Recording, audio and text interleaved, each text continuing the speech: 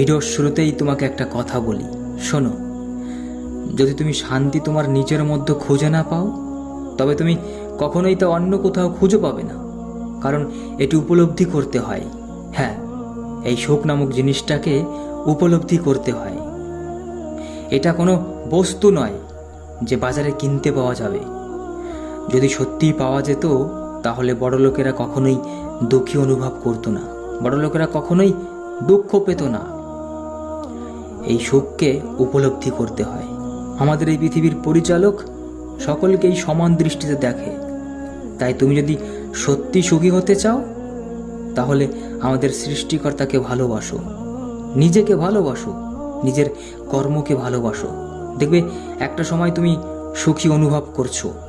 বাস্তব জীবনে যদি তুমি সত্যি সুখী হতে চাও, তাহলে এই 7টি পদক্ষেপ অবশ্যই মেনে চলো।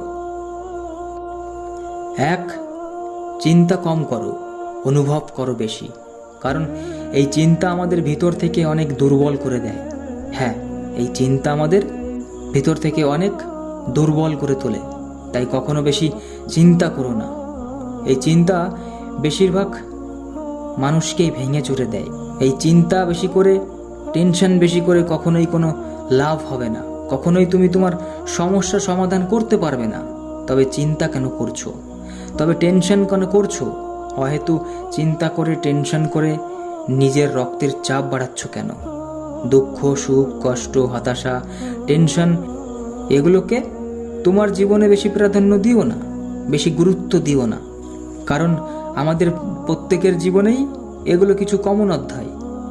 এই সুখ, দুঃখ, কষ্ট, হতাশা, টেনশন, জীবনের এই অধ্যায়গুলোকে অ্যাকসেপ্ট করতে শেখো, মন থেকে অনুভব করতে শেখো। 2.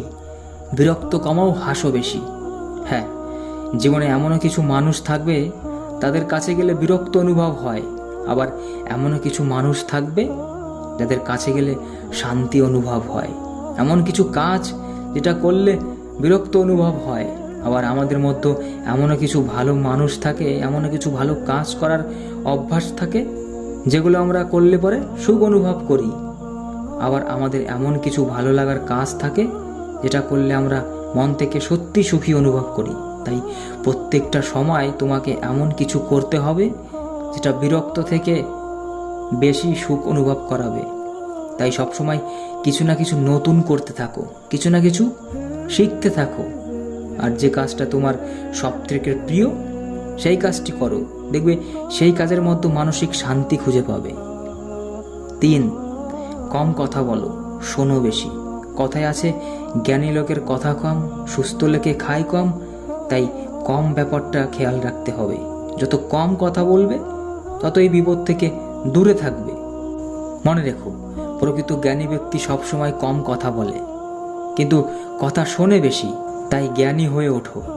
তাই জ্ঞানী হতে হলে তোমাকেও কম কথা বলার অভ্যাস করতে হবে। 4. বিচার কম করো, গ্রহণ করো বেশি। মনে রেখো, আমি এই একটা কথা কিন্তু প্রায়ই বলি, এই পৃথিবীর মানুষগুলো একটু অন্যরকম, এই সমাজের মানুষগুলো একটু অন্যরকম। তাই বেশি ভালো মন্দ কাউকে বোঝাতে যেও না, কাউকে ভুলগুলো আঙুল দিয়ে দেখিয়ে দিতে যেও না।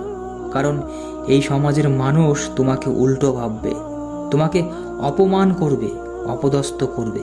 তাই বেশি ভালো মন্দ বোঝাতে যেও না। এই সমাজের এমনও কিছু মানুষ আছে যারা অন্যর দোষ দেখলে বিচারপতি হয়ে দাঁড়ায়। অন্যর দোষ দেখলে তারা নিজেদেরকে বিচারপতি ভাবতে শুরু করে, আর নিজের দোষ দেখলে সে সময় সেই দোষ ঢাকার জন্য উকিল হয়ে যায়। 5. প্রত্যাশা কম করো, কাজ করো বেশি। কথায় আছে, যেমন কর্ম তার তেমন ফল। তাই প্রত্যেকটা মুহূর্তে শুধু কর্ম করে যাও, কখনোই ফলের আশা করো না। আমি এমনটাও কখনো বলবো না যে কখনোই ফলের আশা করো না। ফলের আশা ঠিক করো, কিন্তু যতটা কাজ করছো তার থেকে অনেকটা কম আশা করো। এবং তুমি যতটা পরিশ্রম করছো তার থেকে একটা সময় দেখবে বেশি ফল পাবে, আর তখন তোমার ভিতরে আনন্দটা অনেক বেশি হবে।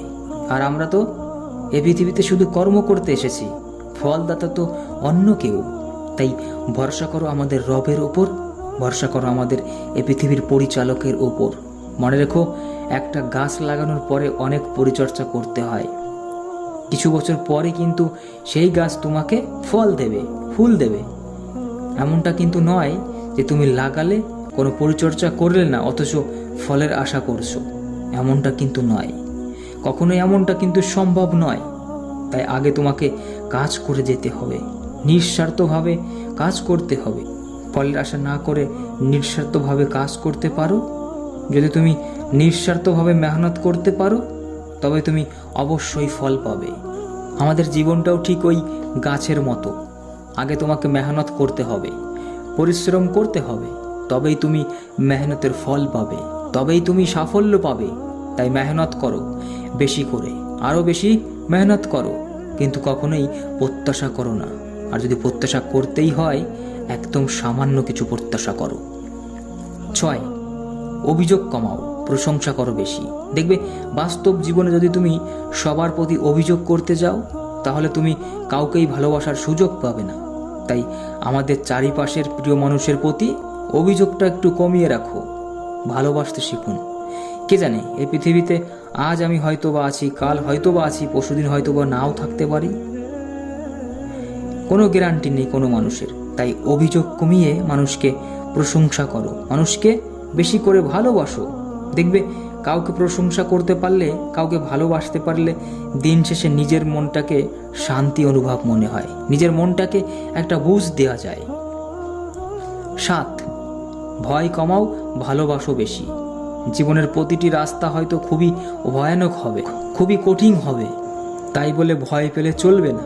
কারণ শুনেছি যে ভয়কে জয় করতে পারে, জীবনে সেই নাকি সাফল্য অর্জন করে, জীবনের সেই নাকি আসল নায়ক। তাই তোমার জীবনেও চলার পথে যতই ভয়ানক হোক না কেন, যতই ভয়ানক রাস্তা আসুক না কেন, এই ভয়কে তোমার জয় করতেই হবে। কারণ সমাজের মানুষকে এখনো ভুল প্রমাণ করা বাকি। হ্যাঁ, এই সমাজের মানুষগুলোকে এখনো বোঝাতে হবে যে আমি সব কিছুই করতে পারি, আমার দ্বারাই সম্ভব। আরও 10 জন যদি পারে, তাহলে আমি কেন পারবো না? আমাদের পারতেই হবে, আমাকে পারতেই হবে। আমি সাফল্য হয়ে দেখাবো। জানি অনেক কষ্ট হবে, তবে বিশ্বাস করো, অসম্ভব কিছুই নেই, সব কিছুই সম্ভব।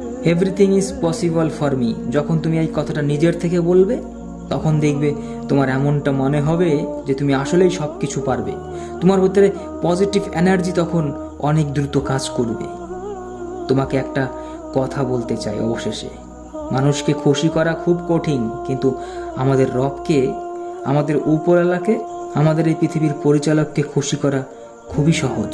তুমি আমাদের সৃষ্টিকর্তাকে খুশি করার জন্য মেহনত করো, পরিশ্রম করো, তাহলেই পৃথিবীর পরিচালকও একটা সময় তোমাকে খুশি করে দেবে, এতটাই খুশি করে দেবে যেটা হয়তো তুমি কল্পনাও করতে পারবে না। তাই মেহনত করো প্রচুর পরিমাণে, ভালোবাসো নিজের কাজকে, ভালোবাসো আমাদের সৃষ্টিকর্তাকে, ভালোবাসো এই পৃথিবীর পরিচালককে, তাহলেই দেখবে তোমার জীবনটা সুন্দর।